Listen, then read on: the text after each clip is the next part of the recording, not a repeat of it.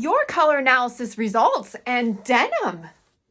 In this video, I'm going to continue my color analysis results implementation series. If you're a true summer, that means you're part of a cool and smoky palette, and there is a ton of denim out there for us. I find denim, mostly in stores, aligns with the true summer palette, but if you're one of the other palettes, not to fear. Once again, I'm going to focus this discussion on the cool and warm palettes, and you can take the recommendations for these palettes and apply it to whatever your color references are for your color season. In general, for all palettes, if you wanted to purchase blue denim, I highly recommend matching as best as possible to the blue ranges in your color palette. This would include matching to the undertone, value, and intensity of the colors of blues in your palette. For instance, you probably don't want to go darker than the darkest blue in your palette because that's going to take you outside of your color season. As I said at the beginning of this video, for true summers, there is a ton of denim in stores for us.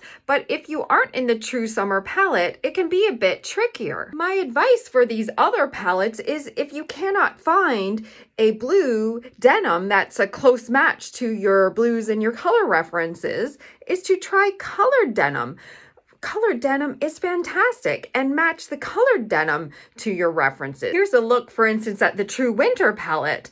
A black denim would be great for you, a gray denim, and perhaps any other one of these fun colors. The same deal for the warm palette. A brown denim would be great for you, something more in the lighter brown range, and any of these fun colors. Stitching on your denim, I highly recommend match to a color in your reference. So for instance, if you're a warm palette, you probably want to match the stitching as best as possible to the browns in your palette or some other color if there's more of a vibrant stitching.